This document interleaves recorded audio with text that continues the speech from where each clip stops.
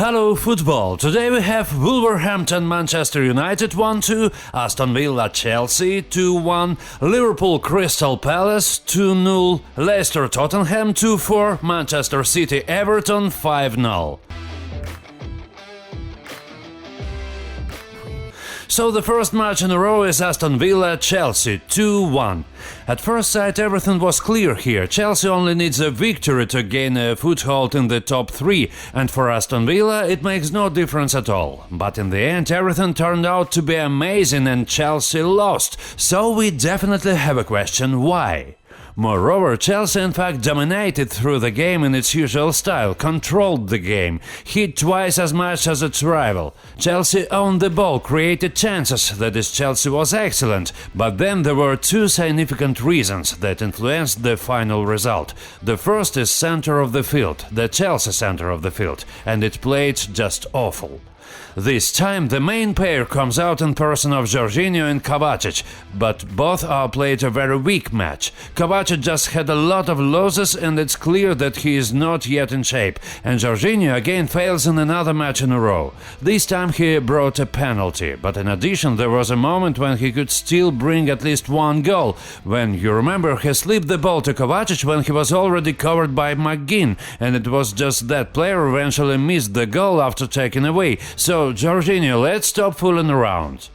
And well, the second reason is the most beautiful Bertrand Traore, who literally single-handedly scattered all the Chelsea defense. He also earned a penalty, he also scored from the set, and plus there were many more moments when he just single-handedly turns on dribbling, calmly tricks, twists, blows away all these defense, all their fortresses, which are so few this season. He misses, but he just kicked it, screwed it up, came to hit, then hit, and that's it. Somehow they played too passively on him. Well, he was on some kind of real courage.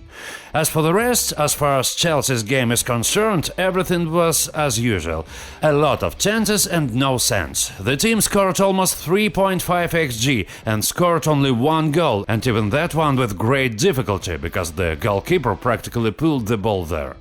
Werner again does not score. Mount again tries to pull on himself by inflicting as many as 6 shots on goal. Pulisic again creates a moment on individual and eventually makes an assist. In short, everything was as usual. Was it just the worst bad luck again? Yes, that's exactly the way it was. That is, if you do not look at the score, look only at the game, Chelsea is good, but Chelsea is really trivially unlucky for the 18th time in a row, and bad luck can last a very long time. It can last at least half a season, even through a whole season. It is normal when the team is in such a process of formation, but Chelsea also was lucky a little in other way. Leicester failed in a parallel match and allowed Chelsea to be in the League 4. Next we have Leicester Tottenham 2-4, and the Foxes are going to the Europa League. What an unlucky Rodgers, I'm just amazed. Last season the team spent 325 days in the Champions League zone and as a result took only 5th place. This year the plot repeats. Leicester spent 242 days in the top 4, so that you understand this is the best league result. No one spent more time in the top 4, not even Manchester City, and as a result 5th place again after losing in the very last match of the season. And the most interesting thing is that the match was played well. It can be said that the match was victorious, especially the first 20 minutes, when they drove Tottenham on all fronts and played perfectly in defense, not allowing the enemies to do anything, and at the same time they owned the ball, possessed in general the game, controlled, dominated, created, shot on goal, scored a goal in the 18th minute. That is, everything seemed to be fine. A victorious match. Rodgers had already started dancing, slowly opening a bottle of champagne, but as a result, just fierce face of fortune, failure after failure in the end.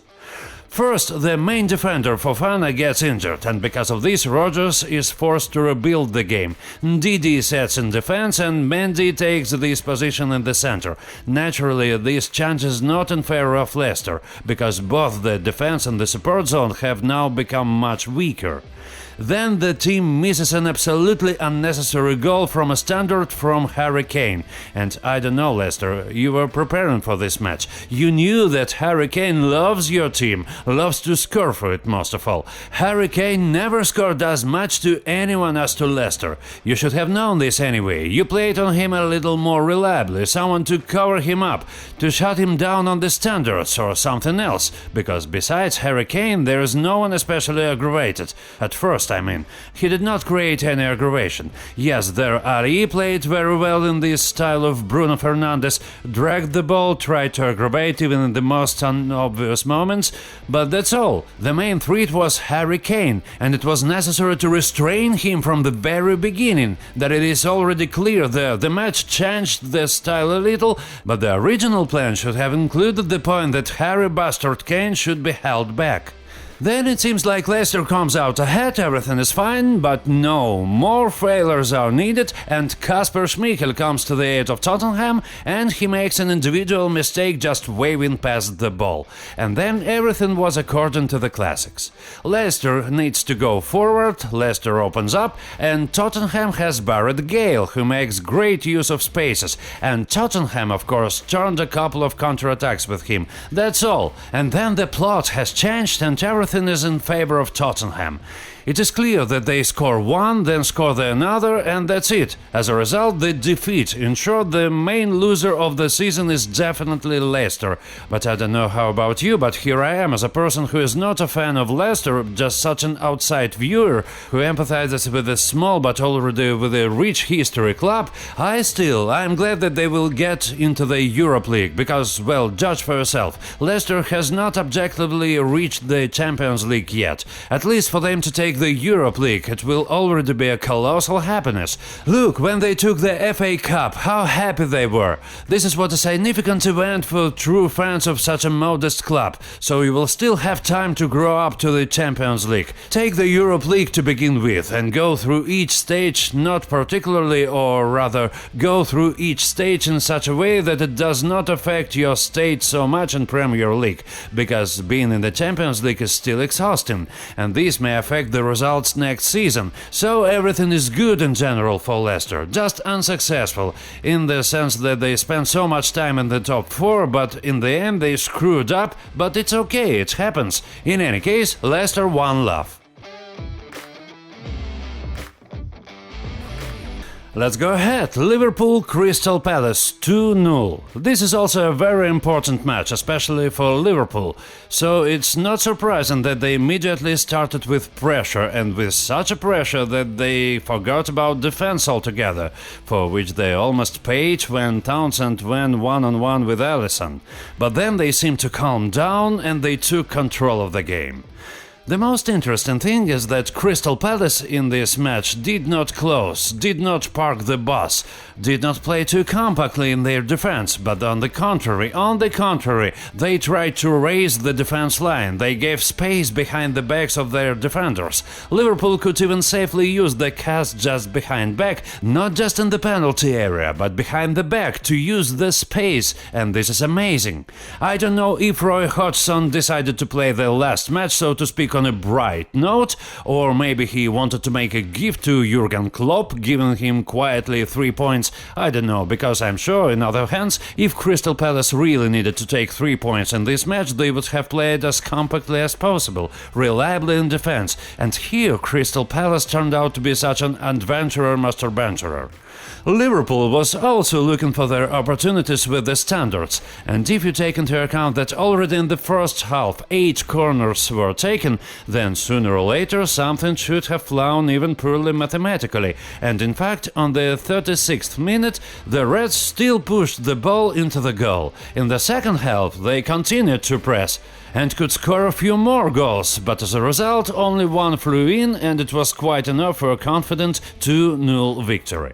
What else can you say? Liverpool deserved getting into the Champions League, absolutely, getting into the next season, because objectively they had too many problems. It seems to me that if you take any team from the top 6 of the Premier League, they ended up with the most problem season in terms of injuries, in terms of constant changes. How many of these problems were in defense? And they still last. But at the same time, look at the last 10 matches of Liverpool. 8 wins, 2 draws, and almost all the wins were such that's impossible to say. Liverpool bounced somewhere. No, everything is deserved. Everything is in business, so I'm very glad that next season they still will be not in the Europa League but in the Champions League. Then we have Wolverhampton Manchester United 1-2. There was no intrigue here, because both those and others fulfilled their tasks and were just finishing the championship. Soucek again gave the young players a chance, and the best part is that they took full advantage of it. If you look at the composition, there is nothing at all to do with the base, but even so the team still looked great. Of course, Anthony Elanga deserves the most attention, who produced another amazing match. As you remember, we already praised him in the match against Leicester for his efficiency, for his dedication, for his charge, for the fact that he has hooked on his chance to play, and straight to the last. This is very cool, especially among young players. By the way, in the last match, in my opinion, we noted he did the most of these jerks, pulls, tried to constantly open up, but his partners did not notice him cornly, because that there is still no chemistry and teamwork. There was a little lacking of it, but there were no complaints about him at all. And in this match he did everything very correctly again. He moved awesome, opened up, scored the ball and showed himself great in the fight. He has 4 successful tackles out of 5. For comparison, the defensive player of the match has only 2 packs out of 7 attempts, and 5 times he was beaten on dribbling. In general, Manchester United has nothing to find fault with. They did everything right, everything was laconic and clear. That is, the base rested before the Europa League final, the youth team got their chance, took advantage of it, took 3 more points, respectively, fixing themselves as much as possible in second place. So that no one is directly transmitted, that is, everything is fine, good. By the way, Manchester United has never lost an away match this season. This is just the 4th case in the history of the Premier League, so well done, everything is fine. But just sell Martial and it will be great at all. And also sell Pogba, please, for my sake. And finally, a few words about the match Manchester City-Everton 5-0. Nothing new can be said about City's game, but why Everton played so poorly, it's hard for me to explain why this happened. This is probably their worst match of the season. They literally created all conditions for Man City so that they could have fun as they could. Gaps between the lines, the lack of personal play, the players walk on front one by one and thrown into pressure, cannot figure out how to go into the attack. Out of the blue they bring moments simply because they hesitate and cannot come up with some kind of aggravating pass. The defenders are swayed like some kind of amateurs middlers. I don't know, it seems to me like it was some kind of gift day, when teams, clubs, players did something nice to each other. Well, judge for yourself. Roy Hodgson makes a gift to Jurgen Klopp, raising his line of defense and helping them to throw some balls behind their defenders' backs. Verona makes a gift to Juventus, takes Napoli to hell, and by the way, if Verona hadn't won and everything remained the same, it's just that Napoli defeated Verona, that is, Juventus goodbye, go to the Europa League. And here, what does he do in Everton? Makes a gift to Kun Aguero, so that he can finish his story in the Premier League as beautifully as possible. And he finished it beautifully. He took the chance, made a double, everything is nice, great. The most important thing is that he set a super record here. I don't know when the next time someone else will be, that is, he scored the most goals for one single club. Before that, the record belonged to Wayne Rooney. He has 183 goals for Manchester United, and here Kun Aguero makes 184. Right here on slim record he beat. This is cool, this is wonderful, this is a beautiful end of his story, and I even don't know what could be even better.